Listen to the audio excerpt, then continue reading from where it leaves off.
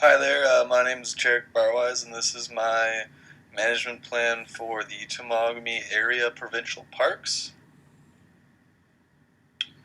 I'm going to start off just talking about the Temagami area.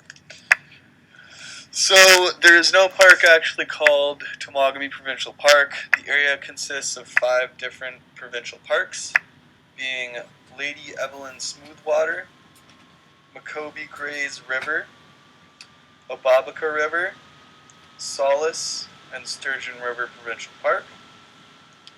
So, the Temagami area is located about 100 kilometers north of North Bay, and it is approximately 650. Okay, so brief history of the area. Temagami has been the native homeland of the Temagama Anishinaabe Aboriginal people. They're also known as the Deepwater people. For about the past 6,000 years. The Aboriginal tradition in the area um, has been there forever. But since the beginning of the 1800s, recreational canoeing and extensive canoe routes have become a draw for tourists. The parks became operational in 2004 with the. Alright, so some of the natural features of the Temagami area. It has one of the oldest growth pine forests in the entire world, large white pines. It also has some of the world's oldest rock surfaces. It's filled with vast lakes, vast hills, such as Maple. So next I'm going to talk about the classification of the site. So Ontario parks are organized into 6 categories or classes.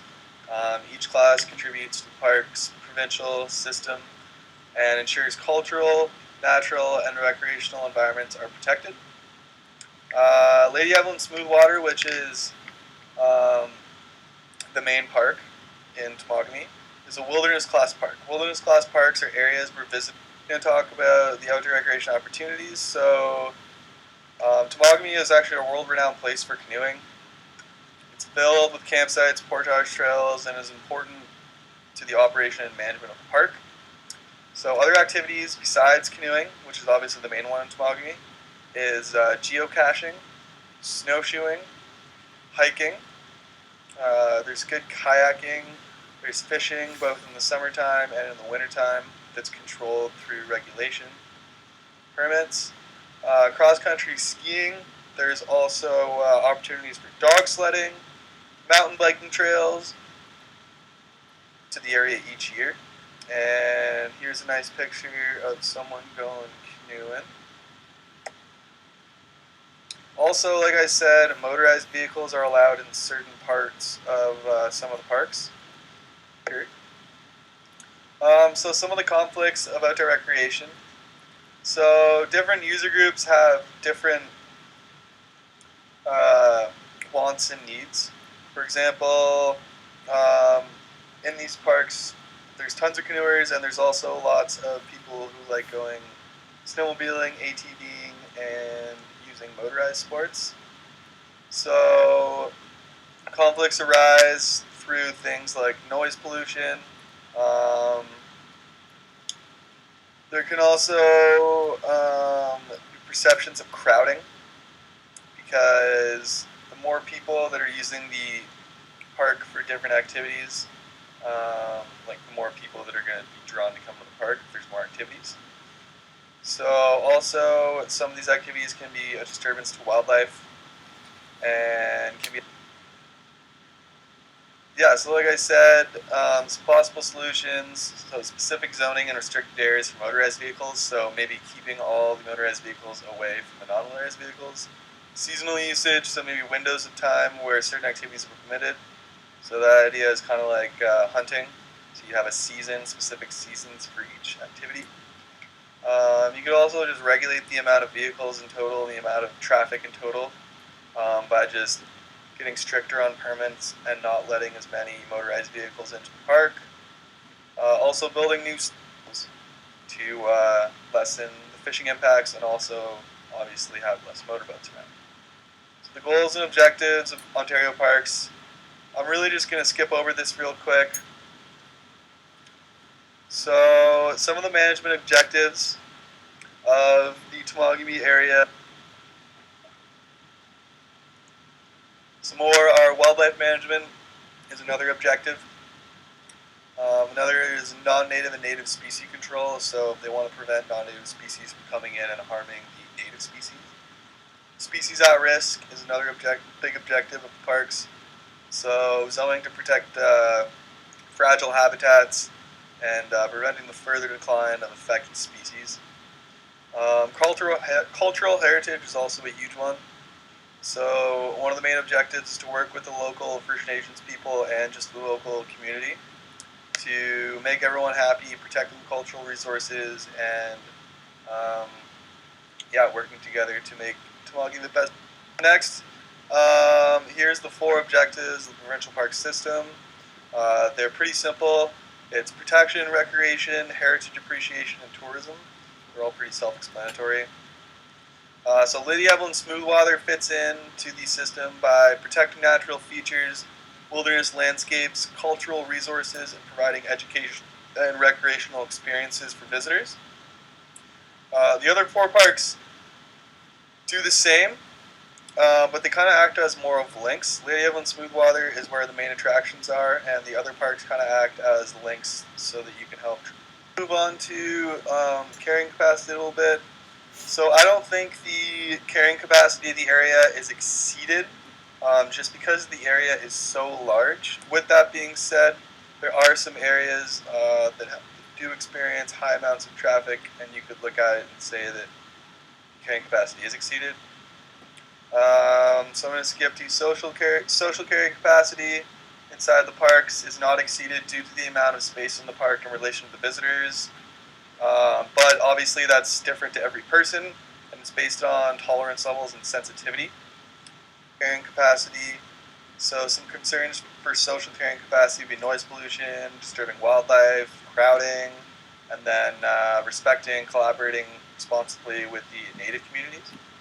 And then some ecological carrying capacity concerns are abuse or overuse of trails and campsites, protecting species at risk, and potentially damaging ecosystems and local watersheds through. Alright, so my management procedures are going to be focused on the VERP model. From what I found, I thought their management plan currently was more based off the recreation opportunity spectrum because it mainly focused on recreation opportunity for I'm going to use that one because it addresses social and ecological carrying capacity. It uses transactive planning and community involvement in the planning stages. It's going to help with diverging crowding because if you're creating all these different zones, it's going to help with crowding. The management strategy is going to help lessen the social carrying capacity in the high traffic areas of the park. So things like snowmobiles, motorboats, and ATVs, there will be separate routes created for the non-motorized activities, and we're going to keep those completely separate from the motorized activities. So the idea is majority of the park users are canoers and hikers, and we want to give them the best opportunity and the best leisure experiences possible, but at the same time give opportunity for some of the motorized vehicle users. My recreation is going to be the basis of my recreation plan. Obviously, all these different activities have different carrying capacities, socially and ecologically. So, for example, if you're on a canoe trip on a canoe route, your social carrying capacity will be exceeded if you see tons of motorboats, most likely. But if you're out fishing with your motorboat, seeing a couple other motorboats isn't so much of a big deal. So social carrying capacity is definitely relative to each activity that you can perform in the Temagami area. So I propose zoning specific canoe routes and zoning specific routes for motorized activities. Same thing in the wintertime. Using visitor feedback is going to be collected through surveys handed out by email. So obviously when you book your trip, you got to give your email information. So we'll email surveys to the visitors afterwards. Another way to collect feedback would be creating online forums on the park website where visitors can post their experience, share feelings, give likes and dislikes, and maybe give suggestions. The parks are going to be monitored mainly by the park wardens, which is the same as the current park plan. The park wardens enforce regulations, patrol the area, um, instilling the core components of Parks Ontario. A way to get the local community involved would be to maybe create a volunteer stewardship program to establish local residents, kind of make them stewards and help them, educate them, and get them involved in the process. So maybe making a thing along the lines like the friend are taking all parties into account when making decisions. So, thank you for listening to my presentation, and Merry Christmas.